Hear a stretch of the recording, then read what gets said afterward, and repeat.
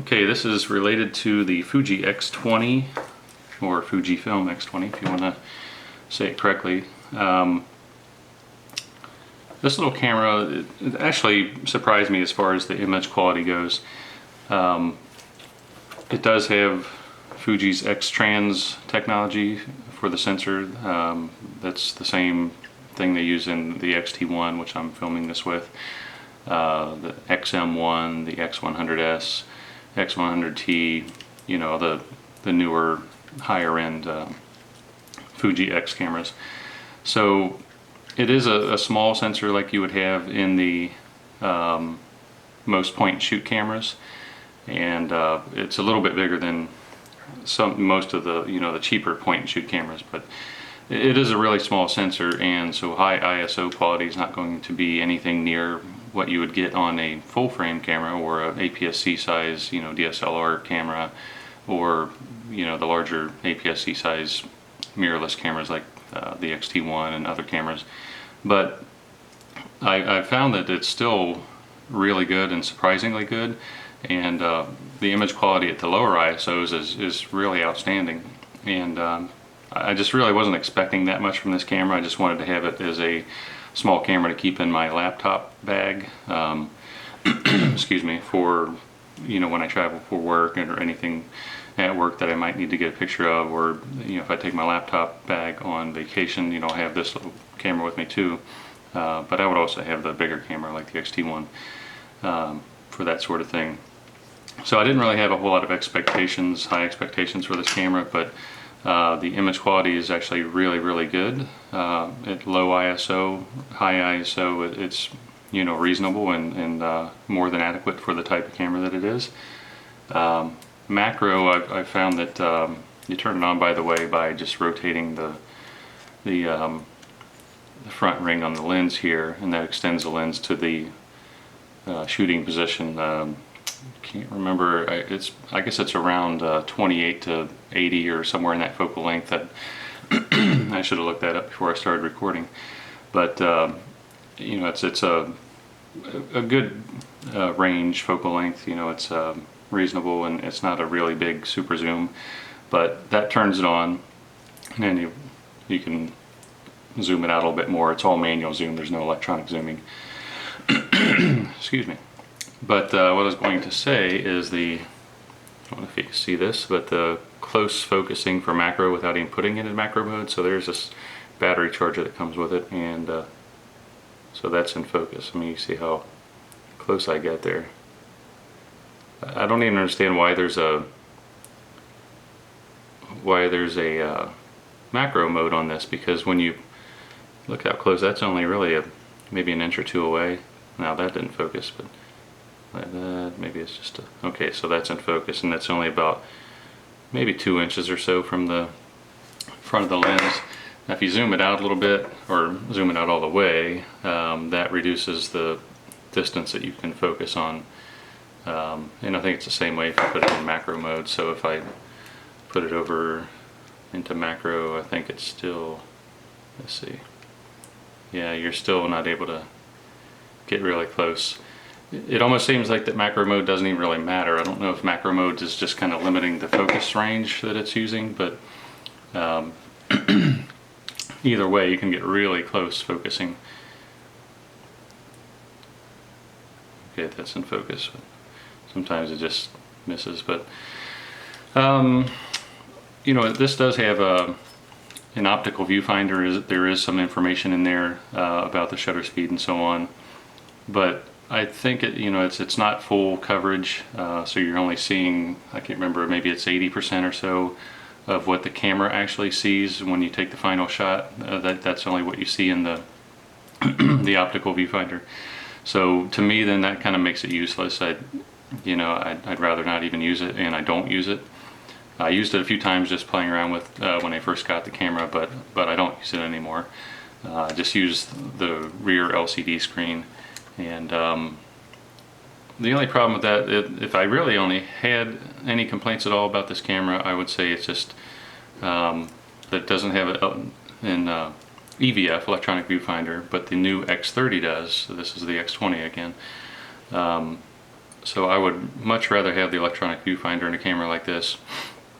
And you know, the back screen is not touch sensitive, and when you get out into bright sunlight, it's going to make it a little difficult to see the screen, and especially to judge the exposure, so you're really not sure if your exposure is going to be right. But I've learned to trust that the metering is actually really good. If you just leave it no exposure compensation for normal scenes, it's going to come out, you know, well exposed, and you can make minor adjustments in your post-processing later on the computer.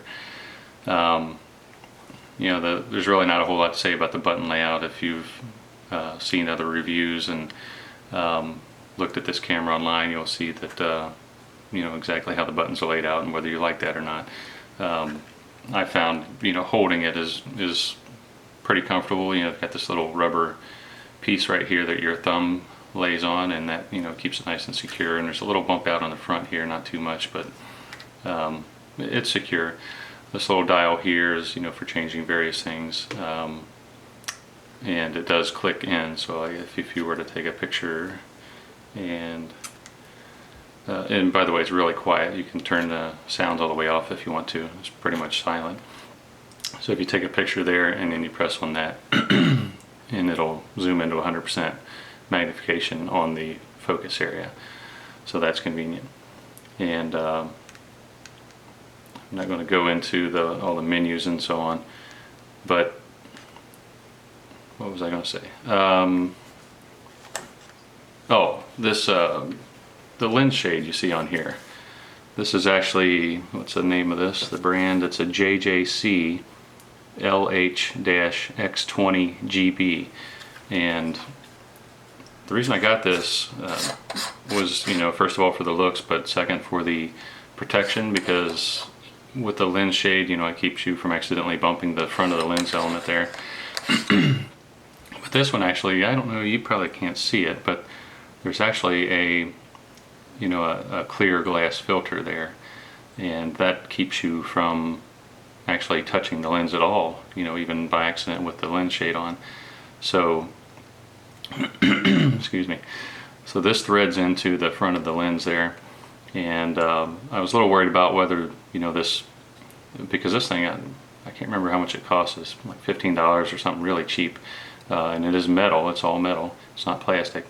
And I was worried about that glass filter in there, if it was going to be really low quality, if it would affect the image quality of the pictures. But I really can't tell any difference with or without it as far as the image quality goes. So that just screws in there. And then what you end up with, this is threaded, so if you wanted to put a circular polarizer or some other filter on there, you could. This is, I think it turns out to be 58 millimeter, you know, the outer part. And I bought this really cheap generic lens, you know, cap, or somebody would recall it right as I'm doing this. And this was about, I can't remember, it's super cheap, probably $1 or something on eBay or Amazon. So really sorry about the phone, it'll stop in a second. So this just goes on here, and then once you got that on, you know, you can just stick it right in your camera bag or anywhere you want. You don't have to worry about the, you know, the lens hood, because the lens hood that comes with this, or actually the lens cap, if you want to call it that, it actually just slips over, you know, the barrel of the lens here.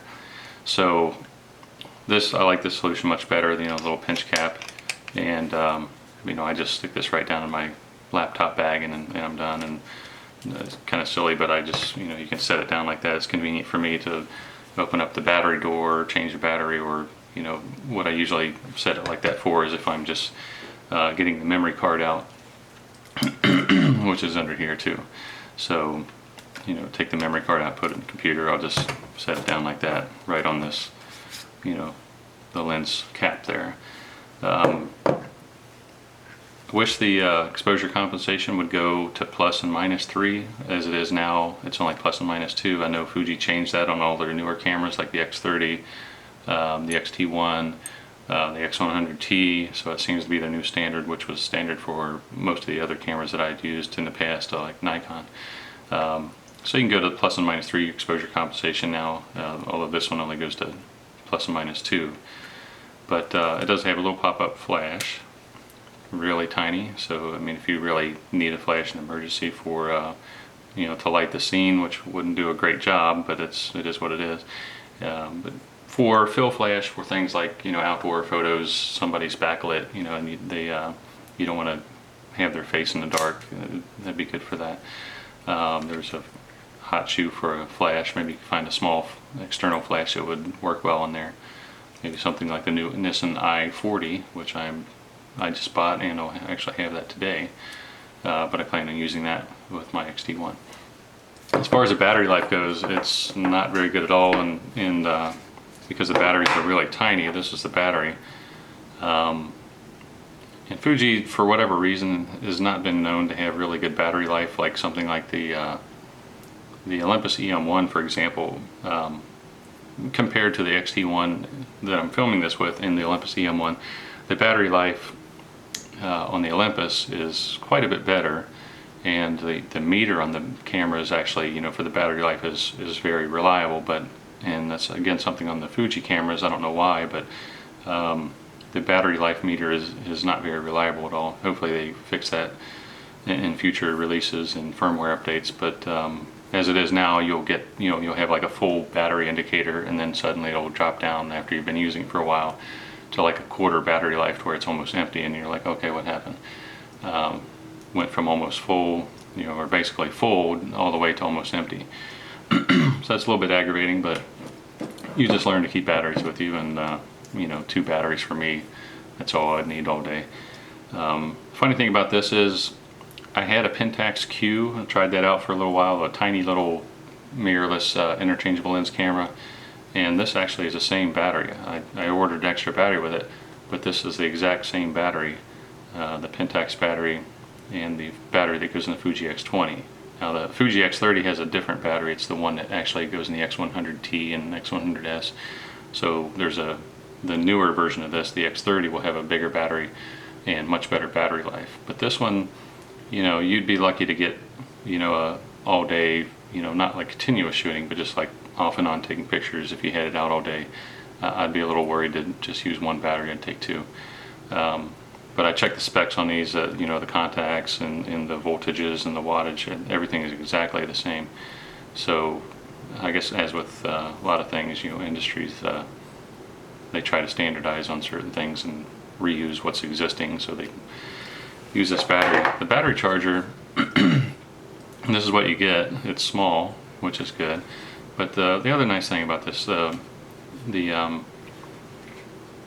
part that plugs into the wall actually pops off. You know, it just slides out, and then you could plug in, you know, there's one of those cords there. I guess it's some of the Apple charging cords. I don't know what the standard is, but looking at the connector there, you probably know. But you can actually use a power cord, a regular power cord, to plug directly into this if it's not convenient to actually get this plugged into the wall.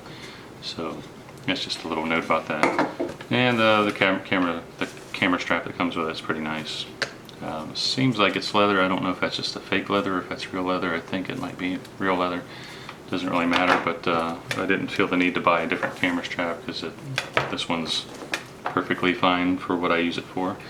But overall, I'm really happy with this for what I wanted it for. It's built really well. You know, it's all metal, and it's got some, you know, good weight to it. It's not featherweight, and really, really good image quality. And I'll try to put a link to the gallery for this, which I have some test photos for it. Put the link to that in the description down below.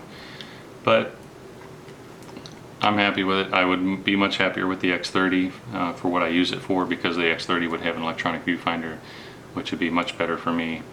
And I think, if I remember right, the X30 also has a tilting LCD screen on the back. I'd have to look that up again, but I'm sure you can too.